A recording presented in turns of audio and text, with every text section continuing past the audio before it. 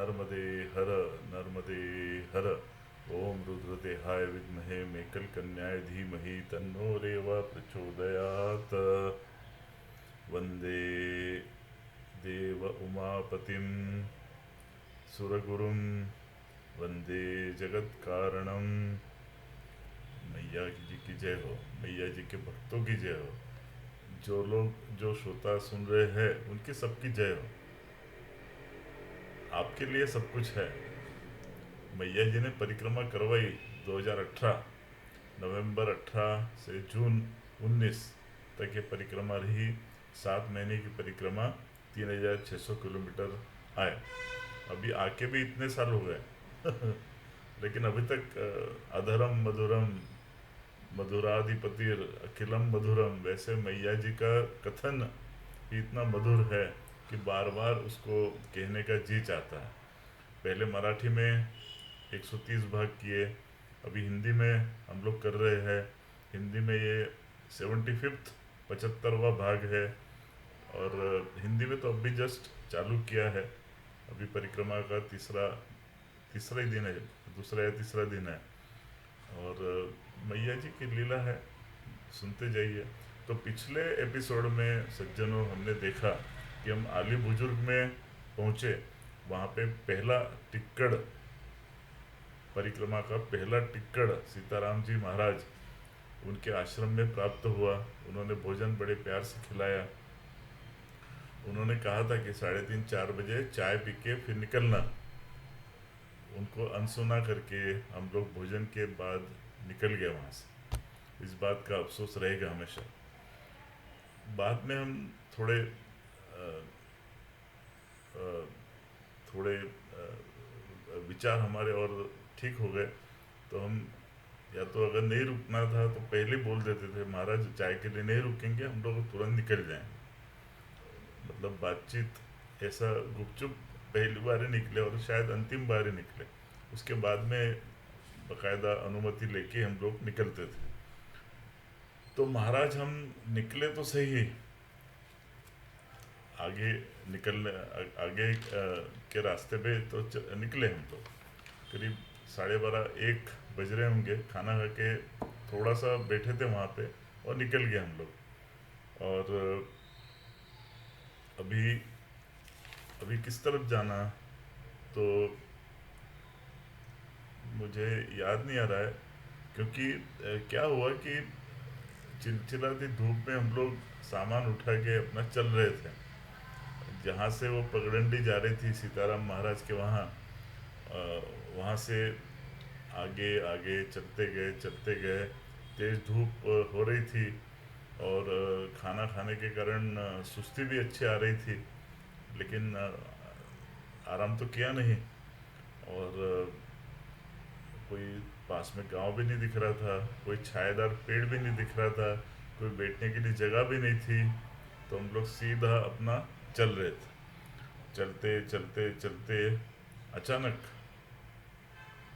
मैया जी दिखी, दाहिने तरफ बह रही थी। तो चलो इत्मीनान हुआ कि बाकी कोई जगह नहीं, लेकिन मैया जी तो है साथ में। मैया जी को देख के जो सुकून मिलता है ना, वो शब्दों से परे है। मैया जी ओझल हो जाती बहुत बार चलते चलते, पगडंडी कभी इधर जंगल में घुस जाती है, कभी गांव में घुस जाती है। तो मैया जी थोड़ी सी देर के लिए नज़रों से ओझल हो जाती है, लेकिन वापस जब मैया जी दिखती है तो ऐसा लगता है जैसे मायके पहुंच गए। वही सेम फीलिंग यहाँ पे भी आता है। तो मैया जी दिखी तो इत्मीनान हुआ। लेकिन उसी रास्ते पे आगे चलते चलते क्या हुआ कि एकदम एक ढलान, और देखा हमने कि मैया जी तो ऐसी इधर से जा रही थी। मैया जी तो काफ़ी नीचे थी, गहरी खाई के अंदर में मैया जी बह रही थी। हम लोग ऊपर ऊपर से जा रहे थे। और हम तो एक प्लेटो पे थे, पठार पे। तो आगे जाके अचानक ऐसी ढलान आई, तो आगे कुछ दिख नहीं रहा था दूसरा रास्ता। तो हम तो सीधे उस ढलान से उतरते गए। हमको लगा शायद मैया जी के पास में पहुंच जाएंगे, लेकिन ऐसा नहीं हुआ। हम लोग ढलान से उतरते उतरते वो नीचे तो काफ़ी सारी झाड़ियाँ आ गई, और उन झाड़ियों से चलते चलते आगे अचानक रास्ता अवरुद्ध हो गया। रास्ता ही नहीं है, वो पगडंडी वहीं पे रुक गई, कटीले पेड़, और उसके आगे पूरा तेज ढलान था, और सीधा गहरी खाई दिख रही थी, नीचे पेड़ ही पेड़ पूरे दिख रहे थे। ऐसा लग रहा था आगे कोई भी परिक्रमावासी यहाँ से कभी गया नहीं है। तो वहाँ से घूमे, थोड़ा बाईं तरफ घूमे, क्योंकि दाहिनी तरफ जाने का रास्ता ही नहीं था। तो बाईं तरफ घूम के फिर थोड़ा उबड़ खाबड़, नीचे थोड़ा उतर के थोड़ा ऊपर, और फिर वापस एक ऐसी जगह पे पहुँचे कि जहाँ पे हमारे रास्ते में आगे करीब 8-10 फीट का ऐसा एक सीधा स्लोप था। स्लोप क्या कहिए, ऐसी वर्टिकल एज ही थी, और उसके ऊपर हमको चढ़ना था। बाप रे, ये परिक्रमा का पहला थोड़ा कठिन कठिन सी जगह थी, क्योंकि 8-10 फीट ऊंचा सीधे चढ़ना। हालांकि उसमें बीच बीच में ऐसे गड्ढे बने हुए थे। तो फिर अच्छा, इस बीच क्या हुआ कि हमारे साथ में और भी 4-5 लोग पीछे से जो आ रहे थे, वो भी हमारे साथ आ गए। तो अभी हमारा एक 10-12 लोगों का समूह हो गया था। और तो एक 2-3 लोग आगे गए, और कुछ गांव के लोग थे। गांव की महिलाओं को मैंने देखा है, परिक्रमावासी महिलाएं, विशेष तौर पे मध्य प्रदेश के गांव की जब महिलाएं चलती है, वो हम लोग तो ऐसी पीठ पे बैग, और हाथ में दंड कमंडलो, इतना सामान था हमारा। उनके पास तो महाराज सिर के ऊपर बैग, ऐसी इतनी बड़ी बैग, वो वजनदार बैग, वैसी सिर के ऊपर रख के बराबर बैलेंस, एक भी बार ऐसा पकड़ते हुए देखा नहीं बैगों को। और सीधा वो महिलाएं चलती है, कहीं झुकना नहीं, कुछ नहीं, क्योंकि वो बैग के कारण वैसे भी उनको सीधा ही रहना पड़ता है। और वो बैग सिर पे रखते हुए, हाथ में दंड जरूर था उनका, लेकिन वो सीधे वो ढलान के ऊपर चढ़ गई। बाप रे बाप, मैं तो विचार करके ही सोचते ही रह गया कि कैसे चढ़ना है। तो वो 2-3 महिलाएं, एक पुरुष, वो सीधे उसी रास्ते से आगे चढ़ चढ़ गए। अब मैं और मेरी श्रीमती और हमारे पीछे और भी जो नासिक वाले लोग थे, तो हम लोग धीरे धीरे एक डंडा टिकाया, फिर कमंडलू, एक हाथ में कमंडल एक हाथ में डंडा, हाथ कोई भी फ्री नहीं, सामान तो पीछे बंधा हुआ है। तो एक बार ऐसा आधे रास्ते तक गए, वहाँ से ऊपर की एज दिखने लगी, तो कमंडलू वहाँ पे रख दिया।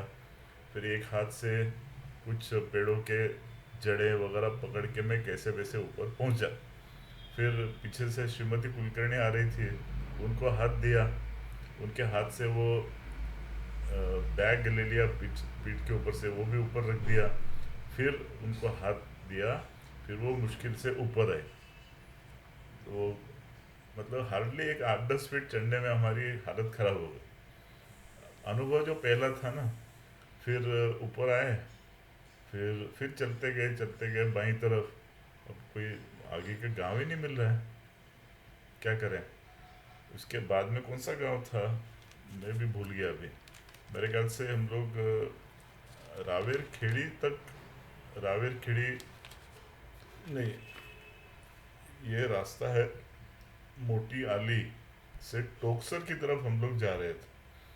तो रास्ते में मैंने आपको बताया, एक जगह ढलान, फिर ऐसी ऊंची उठान, वहाँ से ऊपर तो आ गए हम लोग, लेकिन अब आगे रास्ता ही नहीं था। ऐसी पगडंडियाँ घूम रही थी इधर उधर।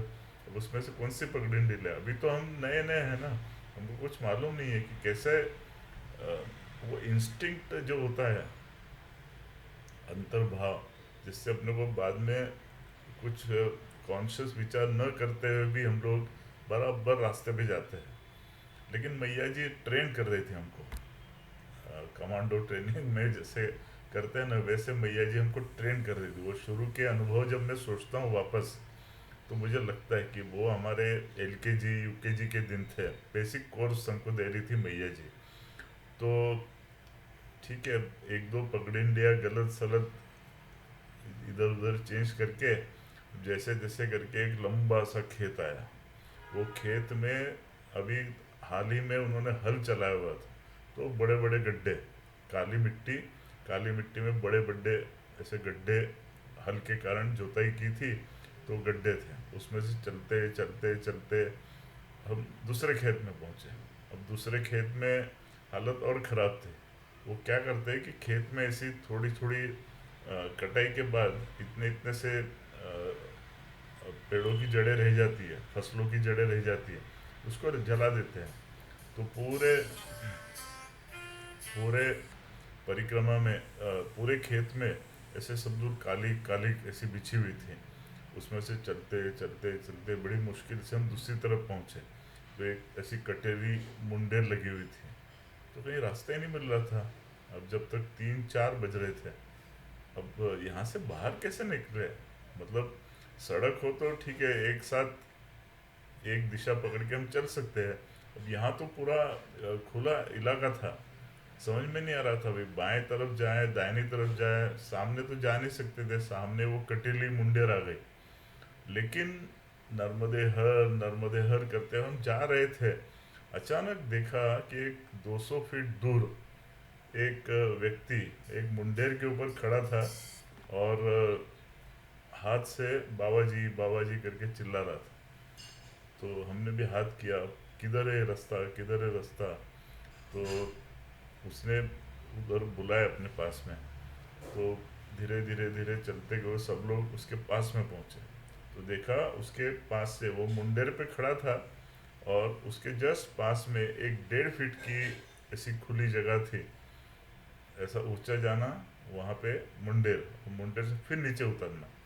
तो ऊपर गए हम लोग, उसने बताया बाबा जी ऐसे सीधे चले जाओ तो 1-1.5 किलोमीटर के बाद में रास्ता मिल जाएगा जो सीधा टोकसर ले जाएगा आपको। ठीक है भाई, उसको धन्यवाद दिया, नर्मदे हर बोला और एक एक करके धीरे से वो मुंडेर के ऊपर से 6-7 फीट की मुंडेर थी, बेड बेड के नीचे उतरे और फिर चलते गए। फिर वहाँ से मैया जी भैया जी ने सोचा है अभी शुरू शुरू के दिन है, कच्चे परिक्रमावासी है, इनको ज़्यादा सताना नहीं चाहिए, इसलिए मैया जी ने फिर वो सीधा एक ही पगडंडी हमने पकड़ी, वो भी ऐसे ही घूमते घामते, लेकिन दूसरी पगडंडी नहीं आई रास्ते में, एक ही पगडंडी लेके हम लोग बढ़ते गए और 1-1.5 किलोमीटर के बाद बिल्कुल पक्की सड़क आ गई।